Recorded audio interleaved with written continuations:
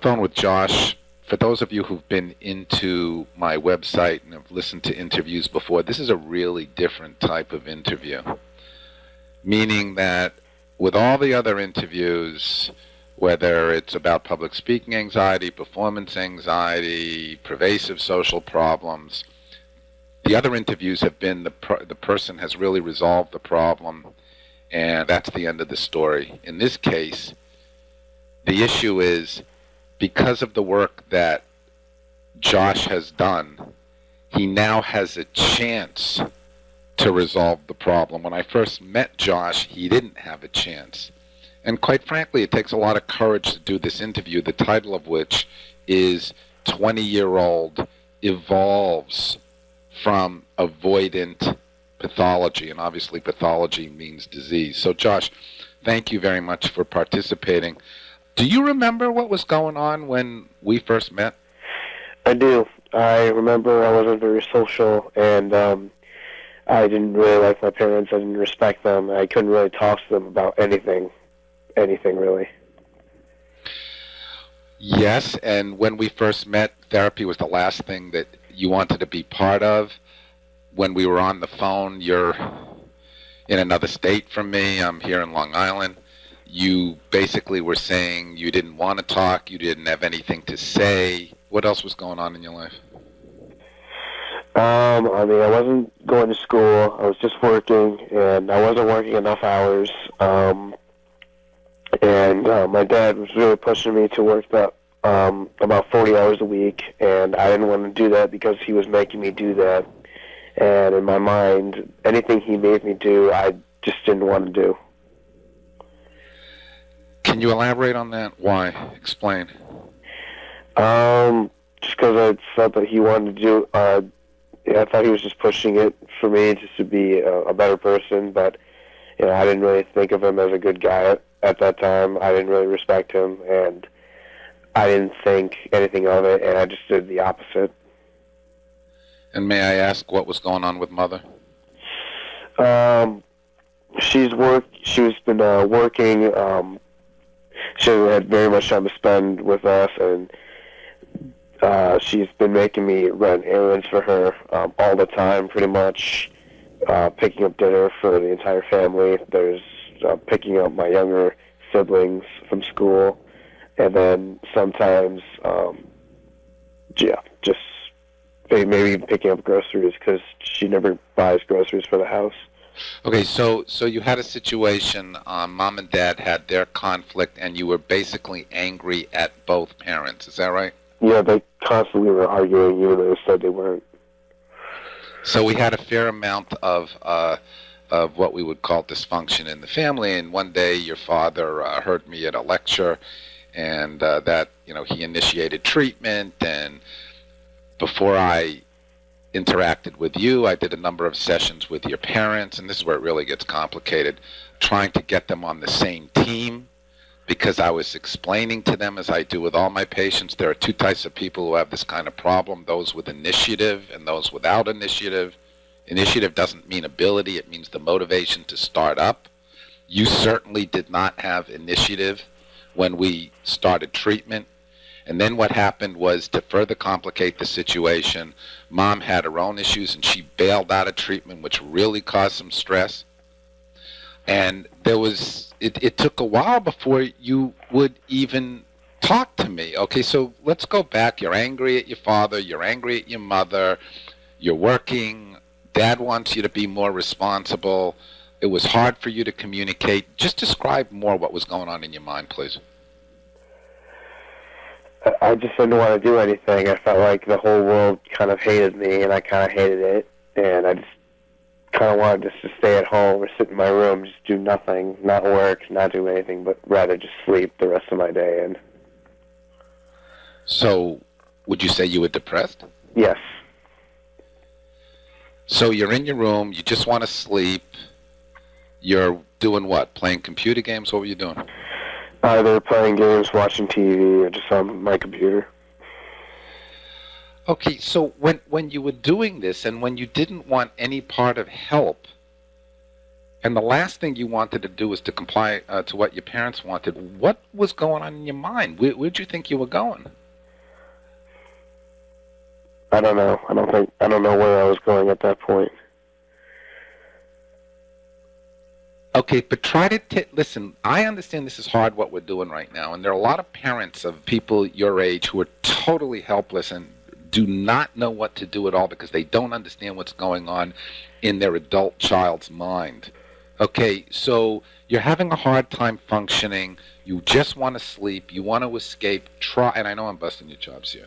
What else were you thinking? Um, that it was just hopeless, really. That I didn't think I could get better, and that I kind of believed I didn't want to get better, and that things wouldn't get any better because just how they were. You know, my parents being divorced, and my dad just constantly talking down to me, and my mom just making me run around, do errands. Wasn't in the best comfortable state of mind. And the last thing that you wanted to talk about was school, right? Yeah. Can you explain why? I don't know. I felt school was only an obligation to my dad, just because of the fact that, when I was in high school, he made such a big deal out of it. And I just didn't like it at all. I hated high school. I honestly just hated schooling in general. And since he made such a big deal out of it, I ended up hating it and never wanting to go back. And it's just been a terrible experience for me. Would you say you had a lot of performance anxiety about school? Yes. Can you explain a little? I never did my homework. I never really engaged in class just because of the fact that I didn't want to, and I felt like I was doing it for, my dad. I didn't want to do it for him anymore. I guess, I don't know, I just kind of felt lost in high school. Are you clear on what you were angry about? I thought I was angry at my parents. Yeah. Keep going. I think I was angry at myself for not doing a whole lot, and I think taking out my parents was just an excuse. It's not some of the things that they did to me wasn't right, but it's not like I can be angry at them forever. You can only be angry at someone for so long. What was going on socially when I first met you? Nothing. I didn't really have a whole lot of friends. Couldn't really talk to new people. I had one very good friend I can talk to all the time, but he's living in East Lansing. He's going to Michigan State. Okay, then what happened? I forget exactly when it was, but we haven't had a therapy session now in about 4 or 5 months. But there was a time that there was a turnaround. You went from being, and again, I appreciate your courage for doing this. It's very special what you're doing. But you went from totally non-compliant, totally non-cooperative, angry, staying in your bed, not being reasonable, not wanting to talk, and then there was a change. You became really reasonable. Here's where I really want the listeners to hear what you have to say. Can you please explain what went on so that you could transition? Really, I guess it was just how life was going for me. When I started working I started working 2 jobs, and both those jobs picked up in hours. I got promoted in one of them, so I got higher pay, and made me feel better about myself, and people were making me feel good, like I was actually worth something to them. So I was a little happier. I made some new friends, which helped me get out of my social awkwardness, and from there I became a little happier, and then they kind of helped me with my parents, and I kind of understood because we were doing these therapy sessions, and and I guess things got better. Okay, talk about, that's very important what you just said. You were starting to feel like you were worth something? People at work I talked to who I actually hung out with were being nice to me, and they were saying, I've talked to them about my issues, and they said it's nothing to complain about. We're in the same boat, kind of, and it's just like, whatever, just get past it. And they go, we've dealt with this before, and it usually ends in the same way, that we'll just, we're still here. So I've kind of gotten to that level where I'm just like, well, I'm still here, and I'm better, it's not like I'm not going to do anything, so I'd best do something rather than just sit here and do nothing. Okay, now, you hated the idea of interacting therapeutically with me at one point. This is another very key question here. And then I believe, if I'm reading the situation accurately, you actually evolved to the point that you kind of appreciated the therapy sessions. Can you explain the change? Well, I'm happier and in a lighter mood than I was like a year ago. No, I mean the change with when you started to have a better attitude and you actually embraced what we were doing versus trying to get away from it.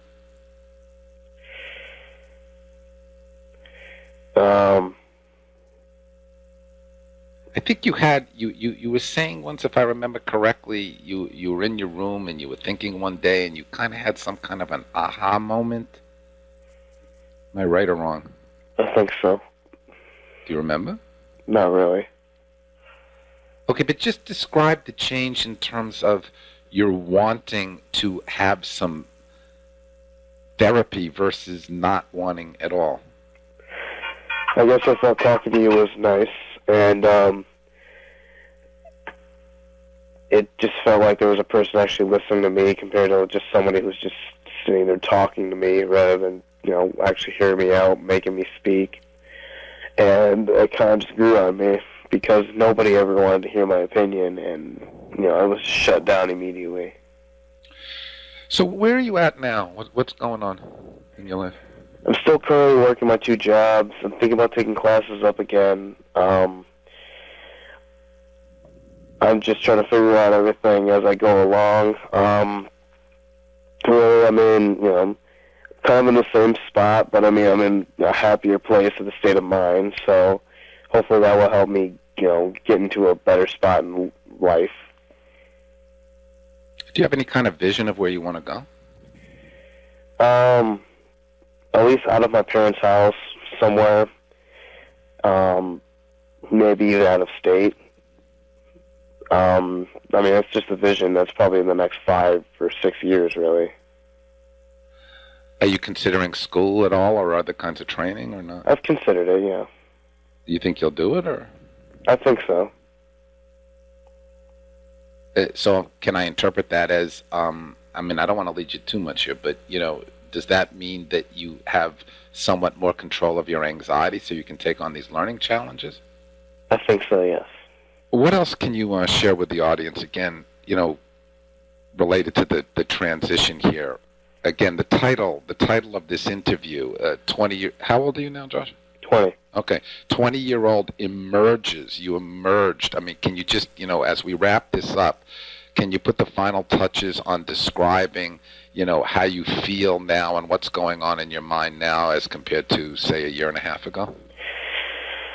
Well, I don't feel sad anymore, and I just feel, happier and, lighter in the mood because there's nothing to be, angry about anymore because I've always woken up and just kind of had a presence that my dad or my mom was around, and how can I get around them so they're not going to talk to me? Instead, I call them, see what they're doing, and I just go about my day, whether it be go to work or do some other activity like going to the gym at all. So, I just keep myself busy to the point where I don't even have to worry about it. Last question here. Let's just say that there was another 20-year-old listening to this who was in a similar position to you, or more probably parents of a 20-year-old who would be listening to this. What advice would you have for these people? I guess ask them what they really want to do in life. If they don't know, then I guess help them out. Just because of the fact that I think my parents asked me that. They did help me. I don't know if it took a very direct approach about it, but I mean, I think a direct approach would be necessary, just because of the fact that they need to feel happy about themselves, and maybe doing some things would make them happier, like working or just doing anything, really.